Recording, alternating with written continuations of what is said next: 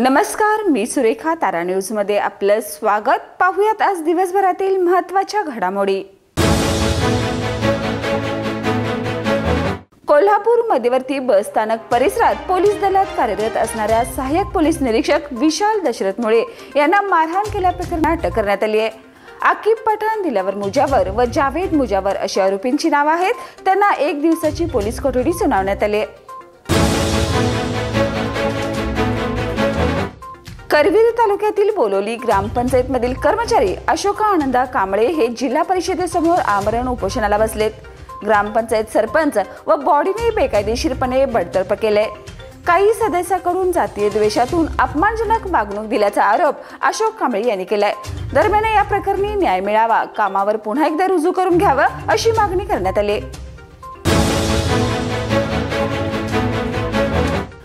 रायगड येथे आरोग्यविषयक बाबींचा आढावा घेण्यासाठी नामदार प्रकाश आबिटकर, रोजगार हमी मंत्री नामदार भरत शेठ गोगावले यांच्या उपस्थितीत बैठकीचे आयोजन करण्यात आलं. दिल्लीत नुकत्याच पहिला महिला वर्ल्ड कप खो खो स्पर्धा झाल्या. या स्पर्धेत भारतीय संघात वैष्णवी बजरंग पवारचा समावेश होता. भारतासह जगातील 24 देश सहभागी झालेल्या स्पर्धेत हा वर्ल्ड कप भारतीय संघाने जिंकला.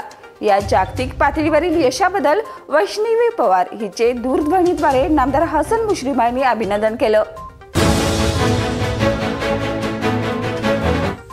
तांत्रिक अडचणीमुळे शनिवारपासून पाणी पुरवठा बंद राहिल्याने मंगळवारीही शहरातील विविध भागातील पाणी पुरवठा विस्कळीत झालाय. काही भागात टँकरने पाणी पुरवठा करण्यात आला. गाय दूध खरेदी दरातील कपात मागे घ्यावी व दूध अनुदान तात्काळ द्यावं या मागणीसाठी जिल्हा दूध उत्पादक संघटनेच्या वतीनं उद्या जिल्हाधिकारी कार्यालयावर मोर्चा काढण्यात येणार आहे. शिवसेना ठाकरे गट खासदार संजय राऊत यांनी मुख्यमंत्री देवेंद्र फडणवीस यांच्यावर जोरदार निशाणा साधलाय. फडणवीस नेहमी महाराष्ट्र सोडून बाहेर फिरत असतात. काही दिवसापूर्वी दावोसला ते गेले होते. आता दिल्लीत प्रचारासाठी आहेत. त्यानंतर आणखी कुठे जातील माहिती नाही. स्वेच्छा निवृत्ती, थकीत वेतन व पेन्शनसह इतर लाभ अन्यायकारक पद्धतीने थकीत ठेवल्याच्या निषेधार्थ आज सातवे येथील शाळा कर्मचाऱ्यांनी जिल्हा परिषदेसमोर आमरण उपोषण सुरू केले. पन्हाळा तालुक्यातील सावर्डेपैकी सातवे इथल्या शाळेमध्ये लिपिक पदावर काम करणाऱ्या अरुण नामदेव इंगवले यांनी हे उपोषण सुरू केले.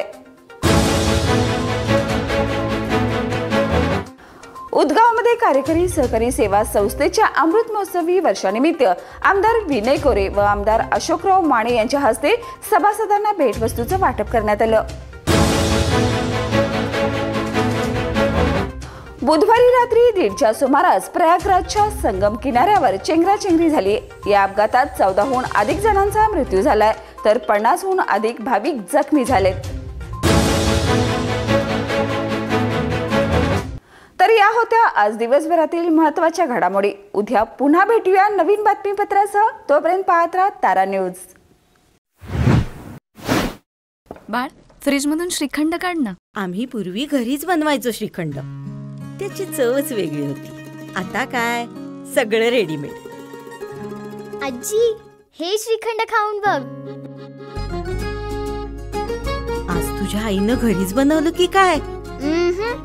हे आहे गोकुळचं श्रीखंड. अगदी जिभेवर रेंगाळणार. जिभेवरच नाही तर मनावरही रेंगाळणार. गोकुळ श्रीखंड, मनावर रेंगाळणार.